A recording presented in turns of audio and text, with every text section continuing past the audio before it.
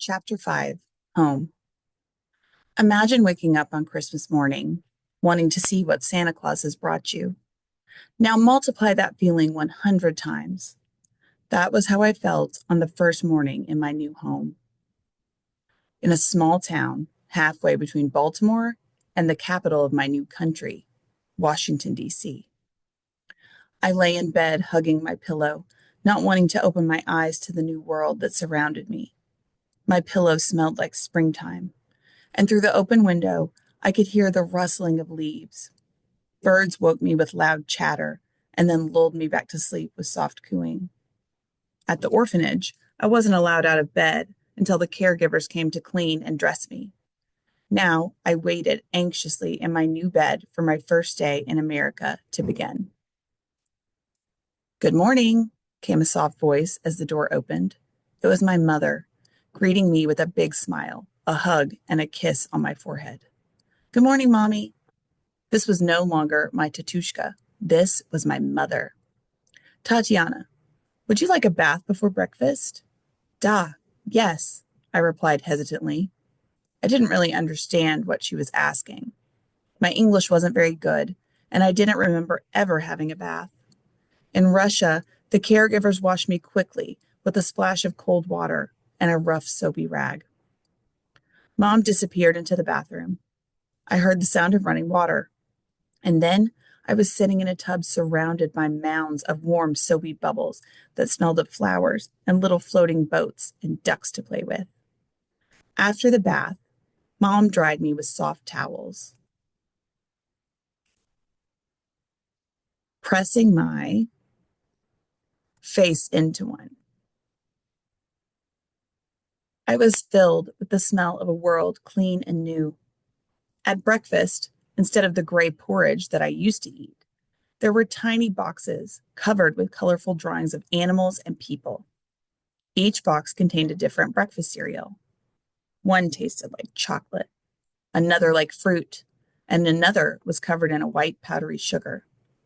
There was also fresh fruit, but instead of a single slice of an apple, there was a bowl full of apples, oranges, and bananas, along with yogurt, toast, jam, and juice. It was hard to believe it was all for me.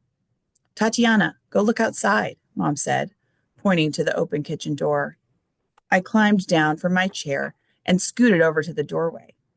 I could hear a racket of noise across the yard. A large group of people had gathered along the road that ran behind the house. Mom followed me outside and, placing me in my wheelchair, pushed me up to the edge of the yard and through the crowd. Down the road, people were running towards us. On both sides of the road, the crowd was cheering and clapping for the runners as they got closer. I cheered too as they ran by. Mom hooked up a garden hose and we sprayed the heated runners who ran close to us. I held up my hand like I saw other people doing. "High five," yelled one of the runners as he approached, bowing down to slap my hand. Looking back now, as a professional athlete, I often wonder if I just imagined seeing a race on my first day in America. But I've been assured by my mom and others who were there that it did, in fact, occur. It was just one of the many fantastical events that have filled my life. The next morning after breakfast, again I heard sounds coming from outside. This time it was from the front of the house and sounded like children. But instead of cheering, it was laughing and singing. "Strawberry shortcake, huckleberry pie." I pulled myself up to the front window and saw 3 girls on the sidewalk in front of the house. 2 of them were swinging a rope in big circles, while the third hopped over it and it slapped the ground. "Pazhalusta, please?" I asked, pointing out the window. "Tatyana, you can't." Mom stopped herself in mid-sentence. Then she smiled. "Sure. Why don't you go out and introduce yourself?" I scooted out the front door and over to the girls. They looked at me strangely at first. I couldn't walk, and I spoke in an odd language. But I could do something they couldn't. I pointed at the rope and back to myself, but this time they had stopped spinning the rope.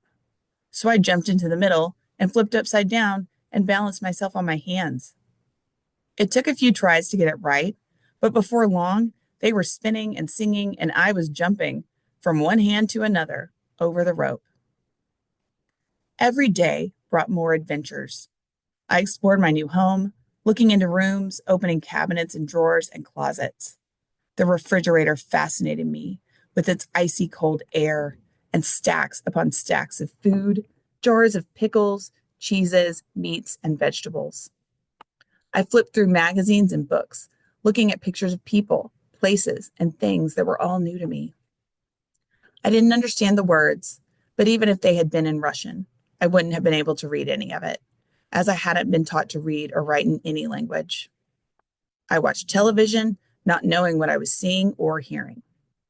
Every once in a while, I'd hear a familiar sounding word and repeat it to myself over and over. Outside, when my mom worked in the garden, I played with the garden hose or looked under the stones at the small insects and worms that hid there, or picked the small yellow flowers that grew in the grass. "What is that?" I asked. "A ladybug," Mom replied. "What is that?" "That is a dandelion." "What is that?" "That is an oak tree." Every answer brought another question for me. "What is that?" "That's where we get our mail. It's called a mailbox." "What's mail?" "It is how we get letters from our friends." "What are letters?" On and on I asked questions, trying to understand all that was around me. I was curious about everything. I had come from a world that was so very small, where every day I did so very little. Now, each day was bursting with new things to see, hear, touch, taste, and smell. It was all so exciting. "Tatyana, how would you like to have a birthday party?" my mom asked me one day. "Yes, Mommy," I replied, although I had no idea what a birthday party was. My real birthday had been in the spring, but Mom thought it would be a good way to introduce me to my new home. "We can invite over all the neighbors and your new relatives." We put crepe paper streamers and balloons around the living room, and Mom baked a cake covered in pink icing and candles. Everyone arrived with packages wrapped in bright paper and ribbons. We all sat around the dining room table. Mom brought out the cake with 6 lighted candles on top and set it down in front of me as everyone sang, "Happy birthday to you, happy birthday to you, happy birthday, Tatyana, happy birthday to you. Now close your eyes and make a wish, then blow out the candles. If you can blow out all the candles at once, your wish will come true." I didn't wish for anything. I couldn't possibly imagine wanting anything more than what I had now. I had never had cake like this. It tasted of strawberries, and the frosting was sweet and fluffy. Everyone was chatting and asking me questions. "How do you like the cake?" "How do you like your new home?" "How do you like America?" "Very nice, all very nice," I replied, smiling and looking around the table at all the people who had come to celebrate with me. "What's your name?" I asked the girl sitting next to me. "Jessie McFadden." "Oh, my name McFadden too," I responded excitedly. "What you name?" "Chelsea McFadden." "I'm McFadden too," I replied in surprise. "What you name?" "I'm Grandpa McFadden, but you can call me Grandpa." "I'm McFadden too," I replied again in total amazement. I looked around the table, asking each person the same question. One by one, almost everyone was named McFadden. What an amazing coincidence, I thought to myself. Or maybe it's a common name in America. Suddenly, I realized, as if this had been my birthday wish, that all of these people were my family. "Open the presents, Tatyana." Someone motioned to the pile of pretty packages. Everyone gathered around to watch me. I held the first package in my hands, inspecting the beautiful wrapping paper and ribbons. "Oh," I exclaimed, and neatly untied the ribbon and unwrapped the package, inspecting the box as I turned it around. "So very pretty," I said, carefully opening the box and taking out the pretty doll inside. I looked at it closely. "Ah, so nice," I said, and then placed the doll back in its box, setting it to the side.